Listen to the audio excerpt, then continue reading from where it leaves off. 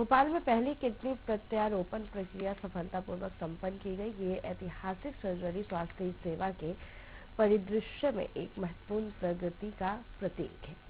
इस जीवन रक्षक प्रक्रिया से रीवा के 32 वर्षीय पुरुष की जिंदगी अब पूरी तरह से बदल गई है। गहन जांच के बाद एम्स भोपाल द्वारा किडनी प्रत्यारोपण या डायलिसिस की सलाह दी गई। मरीज ने किडनी प्रत्यारोपण का विकल्प चुना।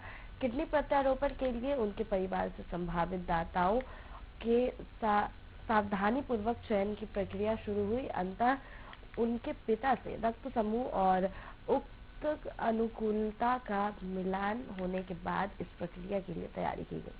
डॉक्टर महेंद्र अटलानी के कुशल मार्गदर्शन में डॉक्टर डी कौशल, डॉक्टर एम कुमार, डॉक्टर के Mehra, doctor S Tejpal, doctor S Jain और डॉक्टर सौरभ की टीम ने इस जटिल सर्जरी को अंजाम दिया है। ऑपरेशन के बाद मरीज की सावधानी पूर्वक देखभाल की गई। मरीज को 10 दिन तक एंटी रिजेक्शन दवा भी दी गई है, जिससे शरीर किडनी को अस्वीकार न करे।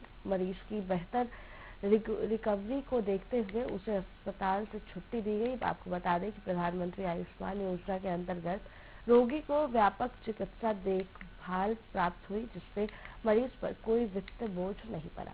ये संपूर्ण प्रत्यारोपण प्रक्रिया निःशुल्क प्रदान की गई है, जो सुलभ और गुणवत्तापूर्ण स्वास्थ्य देखभाल के प्रति एम्स भोपाल की अटूट प्रतिबद्धता को दर्शाती है।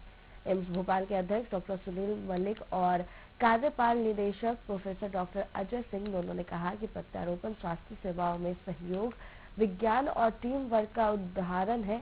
दोनों ने एम्स भोपाल के संकाय और कर्मचारियों की भूमिका की सराहना करने के अलावा राज्य सरकार और state organ and tissue transplant organisation की भूमिका भी सराहना की गई है।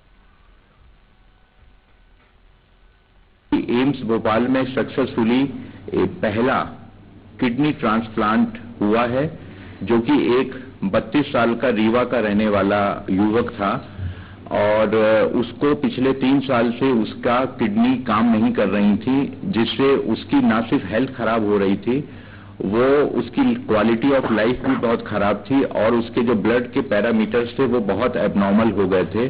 जो चीज 1 होनी चाहिए थी वो बढ़ के 10 के करीब हो गई थी, जिसकी वजह से उसकी लाइफ की एक्सपेक्टेंसी भी कम थी।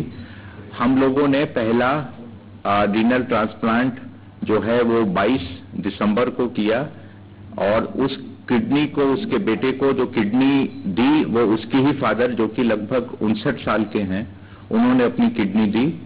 आज अभी मरीज डिस्चार्ज हो रहा है सक्सेसफुली ऑपरेट होने के बाद, और जिसमें फादर ने जिसने अपनी किडनी दी और जिस बेटे में वो किडनी लगी वो दोनों ही स्वस्थ हैं। लैप्रोस्कोपी किया है, जो कि इस समय वर्ल्ड की लेटेस्ट टेक्निक है और उसमें भी 2 तरह से लैप्रोस्कोपी होती है, ट्रांसपेरिटोनियल, एक रेट्रोपेरिटोनियल।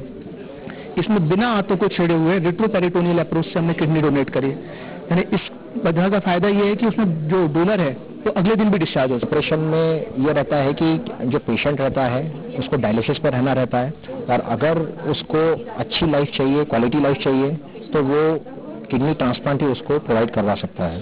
किडनी ट्रांसप्लांट में किडनी जो है या तो किसी जीवित व्यक्ति से आती है जो कि उसका रिलेटिव रहता है, या फिर कोई मृत व्यक्ति जिसके रिलेटिव्स जो है किडनी डोनेट या ऑर्गन्स डोनेट करने के लिए तैयार होते हैं, तो वहां से आते हैं। किडनी जो मिलता है we have to keep it viable.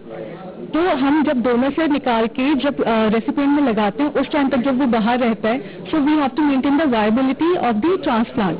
सो उसमें हमारा फ्लूइड मैनेजमेंट कैसे है and all the beat to beat monitoring कैसे करना है, so that is very challenging. तो बेसिकली किडनी रेसिपिएंट जो होता है उसका पूरा प्रिपरेशन, इवैल्यूएशन, मैचिंग और immunosuppression treatment planning, kidney reject ना हो उसके शरीर में, उसके ट्रीटमेंट की प्लानिंग, पोस्ट ऑपरेटिव केयर, सभी नेफ्रोलॉजिस्ट का ट्रीटमेंट प्लान रहता है। यस। और उस दौरान सबसे बड़ा चैलेंज था कि ब्लड प्रेशर पेशेंट का कम हो सकता है बेहोशी करते समय, उसमें क्योंकि जैसे ही फ्लूइड की मात्रा जो हम देते हैं उससे लंग्स में पानी भरने की संभावना होती है।